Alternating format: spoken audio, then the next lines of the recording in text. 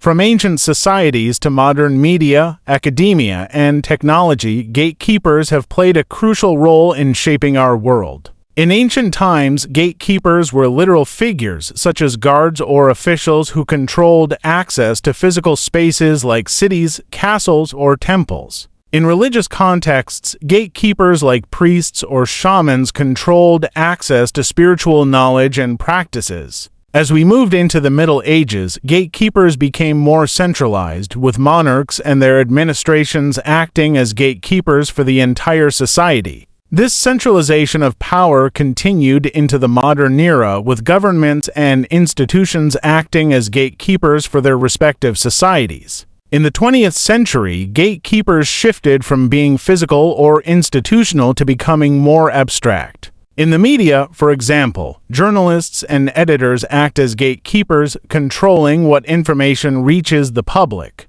In academia, professors and researchers are the gatekeepers controlling access to knowledge and research. In the digital age, gatekeepers have taken on a new form, with technology companies like Google and Facebook acting as gatekeepers for the information we consume. So there you have it, folks. The concept of gatekeepers has evolved over time, from literal figures to abstract entities, shaping our world in various contexts. Did you know that loan sharking has a rich history, dating back to ancient times? Let's explore how this practice has evolved over the centuries. In the early days, loan sharking was prevalent in many cultures, often regulated by religious institutions. The ancient Greeks and Romans had their own versions of loan sharking, which were typically regulated by religious institutions. Fast forward to the Middle Ages, and loan sharking became more organized, with moneylenders forming guilds to regulate their practices. These guilds often had strict rules about interest rates and repayment terms. As we move into the modern era,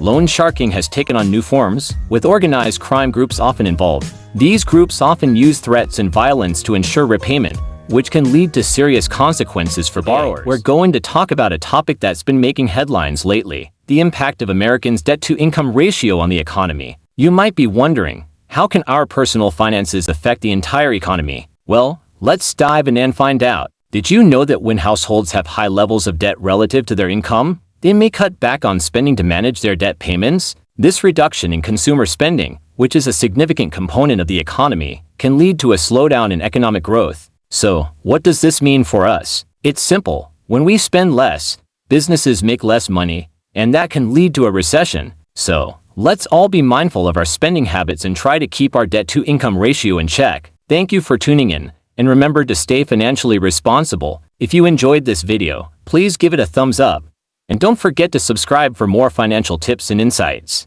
Until next time, take care and stay financially savvy. Did you know that the phrase smoke and mirrors has its roots in the world of stage magic? That's right. Magicians often use literal smoke and mirrors to create illusions and deceive their audience. Over time, this term has evolved into a metaphor for deceptive or misleading actions designed to obscure the truth or reality. Now, let's take a quick history lesson. In traditional magic shows, magicians would use smoke to hide their movements or the mechanics of their tricks, and mirrors to create optical illusions. These tricks were designed to fool the audience and create a sense of wonder and amazement. As time passed, the term smoke and mirrors became a metaphor for actions that were not what they seemed. It's now used to describe situations where something is not as it appears or where deception is involved. So, the next time you hear the phrase smoke and mirrors, remember its magical origins and the power of illusion. This commonly used term originates from the novel of the same name, written by the talented Joseph Heller and published in 1961. The novel is set during World War II and follows the experiences of Captain John Yossarian, a U.S. Army Air Force B-25 bombardier. In the book, Catch-22 is a rule that governs the life of the airman. The rule is presented as follows. 1. A pilot can be grounded if he is considered insane. 2. To be grounded, the pilot must request it. 3. However, if the pilot requests to be grounded, he is considered sane. This is where the term catch-22 comes in. It's a situation where a person is in a dilemma where they can't win, no matter what they do. In this case, the pilot is in a catch-22 situation, because if he's grounded, he's sane. But if he's not grounded, he's insane. We're diving into a fascinating topic, the concept of rich people selling dreams and its historical roots. You know, this idea has been around for centuries, and it's fascinating to see how it's evolved over time. Let's start with the ancient civilizations. In ancient Greece and Rome, wealthy patrons would sponsor artists, often promising them a life of luxury and fame in exchange for their creativity. But, alas, many artists found themselves struggling to make ends meet despite their talent. Fast forward to the Renaissance, and we see a similar pattern. Wealthy patrons would commission artists to create masterpieces, but often the artists were left to their own devices with little support or guidance. In more recent times, we've seen this concept play out in the world of business. Wealthy individuals or those in positions of power would promote lifestyles or opportunities that seem attainable but are often out of reach for the average person. So, there you have it. The concept of rich people selling dreams has a rich history, and it's fascinating to see how it's evolved over time. Historical overview of politicians selling dreams throughout history. From the ancient and classical eras to the modern day, political leaders have been known to promote grand visions, ideals, or promises to inspire hope and gain support, often without a clear or realistic path to achieving them. Let's start with the Greek and Roman orators. Politicians like Pericles in Athens and Julius Caesar in Rome were masters of rhetoric. They often presented visions of prosperity, military might, and cultural advancement to rally their people behind them. In the Middle Ages, rulers like Charlemagne and the Byzantine emperors used religious rhetoric to justify their rule and inspire loyalty. In the Renaissance, leaders like Henry VIII and Catherine the Great used grand visions of empire and cultural achievement to gain support. And in the modern era, leaders like Franklin D. Roosevelt and Winston Churchill used the power of words to inspire hope and unity during times of crisis. So, there you have it. A historical overview of politicians selling dreams throughout history. We hope you found this topic as fascinating as we did. Don't forget to like, share, and subscribe for more interesting content like this. Thanks for tuning in, and we'll see you in the next video. In the realm of architecture, facades have a long and intriguing history. Let's begin with ancient civilizations. In Egypt, for example, impressive facades were used for their temples and tombs, such as the iconic entrance of the Temple of Karnak and the Great Sphinx. These facades were designed to convey power, divinity, and a sense of awe. As we move through history, we see facades continue to play a significant role in architecture. In the Renaissance period, for instance, the concept of facades took on a new meaning, with architects striving to create harmonious and balanced designs that would reflect the grandeur and power of the building's owners. In the modern era, facades have become even more intricate and complex, with architects experimenting with new materials, shapes, and designs. But the concept of facades as a way to convey a message or create an impression remains a constant throughout history. So, there you have it. A brief overview of the historical development of facades in both architectural and metaphorical contexts. I hope you found this fascinating and informative. Did you know that mass media is a story of the evolution of communication technologies and practices that have significantly shaped public discourse, culture, and society? Let's take a quick look at some key developments in the history of mass media. First up, we have the early forms of mass communication known as oral traditions. Storytelling was the primary means of mass communication in ancient societies. Elders, bards, and priests conveyed important information, cultural values, and history through stories. Next, we have the invention of the printing press by Johannes Gutenberg in the 15th century. This revolutionary technology revolutionized the way information was shared and disseminated. Then came the era of radio, which brought the world news, music, and entertainment into homes. The invention of television in the 20th century further revolutionized mass communication, bringing moving images and sound into our living rooms. Finally, we have the digital age, which has completely transformed the way we consume and share information. The internet, social media, and smartphones have made communication instantaneous and global. Did you know that this concept is closely tied to the development of economic practices, marketing strategies, and market manipulation? Let's take a journey through time and explore how these ideas have evolved over the centuries. First up, let's talk about early market manipulation. Did you know that in ancient times, guilds and monopolies were formed to control the supply and demand of goods and services? These groups were able to manipulate prices and even create shortages to increase their profits. As we move into the Middle Ages, we see the emergence of monopolies and guilds. These groups held exclusive rights to certain products or services, allowing them to control the supply and demand.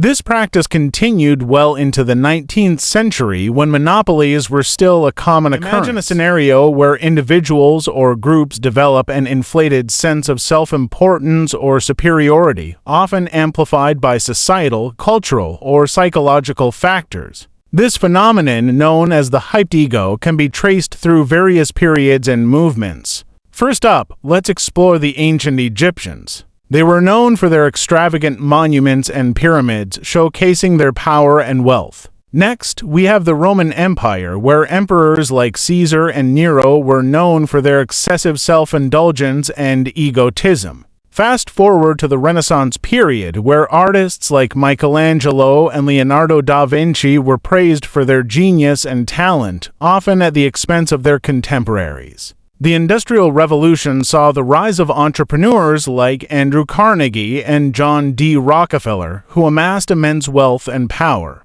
In the 20th century, we saw the rise of celebrity culture, where individuals like Elvis Presley and Marilyn Monroe became icons, often at the expense of their privacy and mental health. So, there you have it. The historical evolution of the hyped ego, from ancient Egypt to modern-day celebrity Predictive culture. programming. This concept suggests that mass media, such as movies, TV shows, books, and other forms of entertainment, are used to psychologically prepare the public for future events. According to proponents of this theory, these forms of media might predict or foreshadow significant societal changes, technological advancements, or catastrophic events, thus acclimatizing the population to accept these developments when they occur in real life. Now, it's important to note that predictive programming is a controversial and speculative concept. It's not a proven theory, and it's important to approach it with a critical and open mind. So, let's explore this intriguing idea together and see if we can uncover any patterns or trends in our favorite forms of entertainment. The Rothschild family,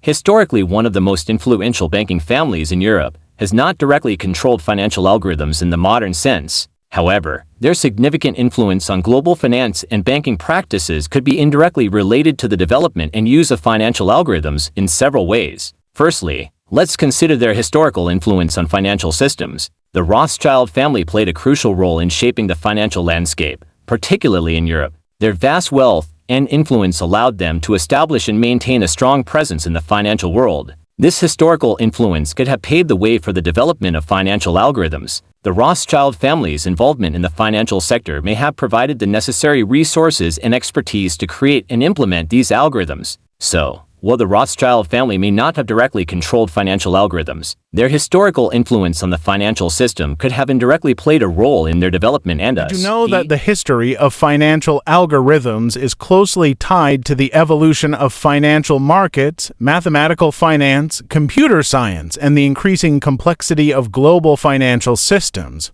Financial algorithms have transformed the way markets operate, enabling automated trading, risk management, and financial analysis. Let's take a quick look at their development. 1. Early foundations pre-20th century. The early use of mathematics in finance dates back to the 17th century when Pierre de Fermat and Blaise Pascal developed the concept of expected value. This laid the foundation for the use of mathematical models in finance. 2.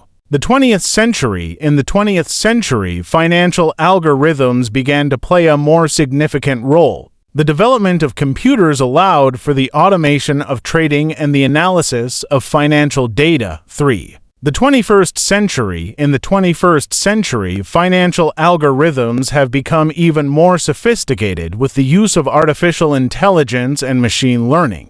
This has led to the development of high-frequency trading and the use of algorithms in risk management. Gentrification is a complex and multifaceted process that involves the transformation of urban neighborhoods through the influx of more affluent residents, often leading to the displacement of lower-income communities. This phenomenon has a long history, intertwined with broader social, economic, and political trends. So, let's start with the early urban development and class segregation in the 19th century. This period saw the rise of the Industrial Revolution, which led to the growth of cities and the development of new neighborhoods. This growth was driven by the influx of immigrants, who often settled in poor, overcrowded areas. This segregation of classes and the development of neighborhoods based on social status was a key factor in the early stages of gentrification. Did you know that loan sharking has its roots in ancient civilizations? In fact, in ancient Rome and Greece, charging exorbitant interest rates was a common practice. In Rome, for example, interest rates could reach up to 12% per month, which is quite a hefty sum by today's standards. As we move through history, loan sharking has evolved and taken on different forms across various cultures. In the 19th century, it became a prominent issue in the United States, particularly among immigrants and low-income communities. This era saw the rise of loan sharks who would often use unethical or even illegal methods to ensure repayment. It's fascinating to see how this practice has evolved over time, from its ancient origins to its modern-day manifestations. This concept has been discussed and proposed for centuries, evolving through various social, economic, and philosophical frameworks. So, let's take a quick trip down memory lane and explore the history of UBI. Did you know that the idea of providing income to all citizens dates back to the 16th century? That's right. This concept has its roots in the works of Thomas More, who envisioned a society where every citizen received a regular income, regardless of their work status. As we move through the centuries, UBI has been proposed by various thinkers and philosophers, including Thomas Paine, who believed that every citizen should receive a basic income to ensure their well-being. Fast forward to the 20th century, and we see UBI gaining traction as a potential solution to poverty and economic inequality. Today, this concept is being discussed and tested in countries around the world with the aim of creating a more equitable and sustainable society. This powerful and enduring idea has shaped the nation's identity and aspirations for centuries. It embodies the belief that anyone, regardless of their background, can achieve success and prosperity through hard work, determination, and initiative. The concept of the American dream has evolved over time, reflecting changes in American society, economy, and culture. Let's start our journey by exploring the early foundations of the American dream in colonial and revolutionary America. In the 17th and 18th centuries, the American dream was rooted in the pursuit of religious freedom and economic opportunity. The early settlers were drawn to the New World in search of a better life, free from the constraints of the Old World. This dream of a new beginning was realized in the American Revolution, which established a new nation based on the principles of liberty and equality. As the nation grew and industrialized, the American dream shifted to include the pursuit of material wealth and social mobility.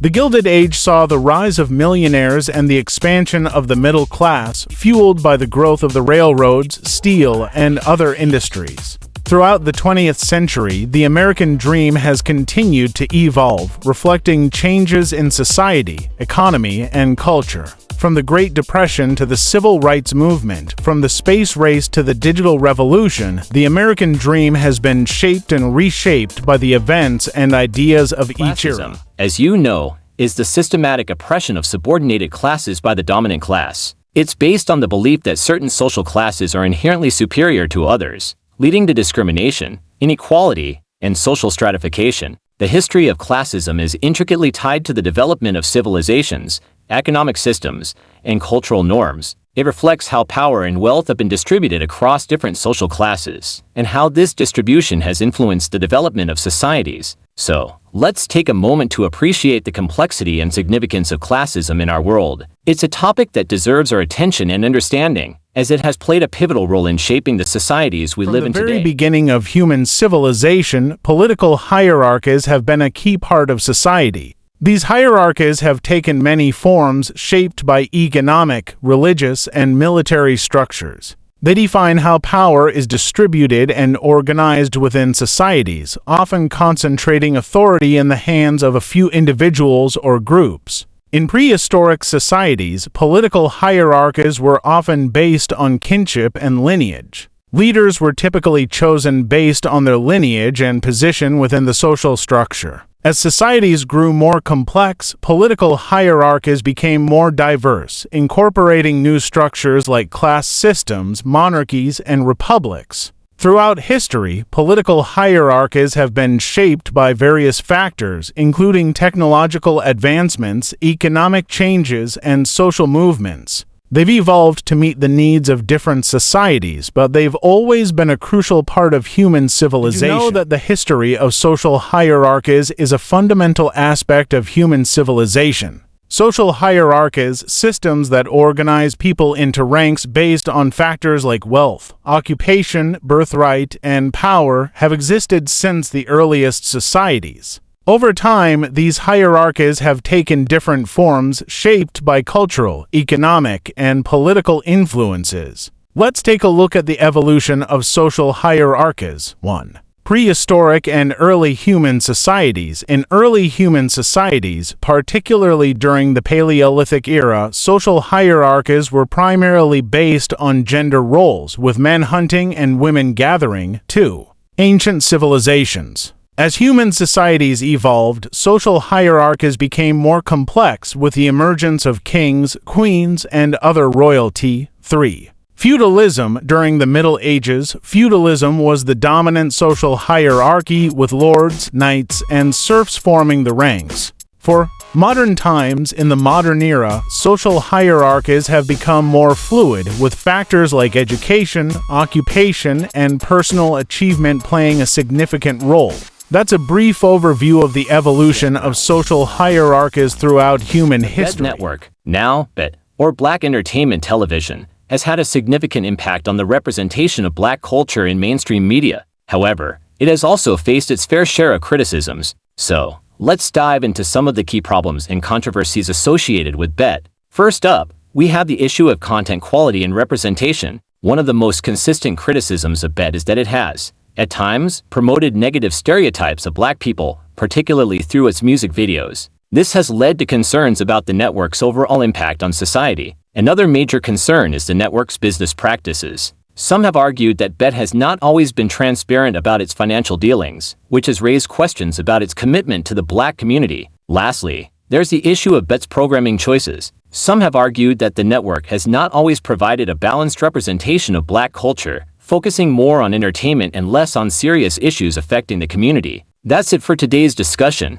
Remember, it's important to have an open dialogue about these issues and to continue to work towards a more inclusive and representative media landscape. You know that Hollywood has played a significant role in shaping public perception and reinforcing systemic racism. While progress has been made, particularly with more diverse and empowering representations in recent years, the legacy of these stereotypes continues to affect how Black people are viewed and treated in society. The push for more authentic, multifaceted portrayals of Black characters remains a critical aspect of the ongoing struggle for racial equality. It's important to recognize that this is a journey, and we must continue to work together to create a more inclusive and equitable society. Thank you so much for joining us today. If you enjoyed this video, please give it a thumbs up, and don't forget to follow and subscribe for more insightful discussions. Until next time, stay positive and keep striving for a better world.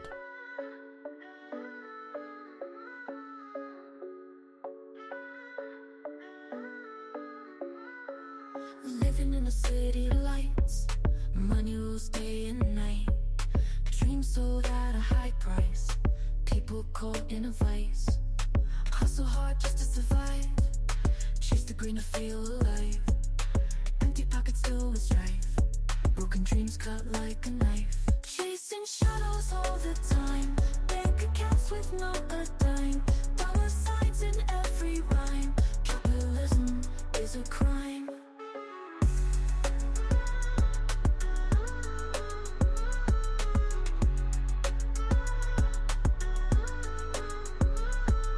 Promises of wealth and fame, just illusions in the game.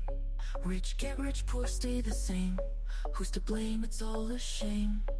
Factories and broken homes, corporate greed pollutes the domes.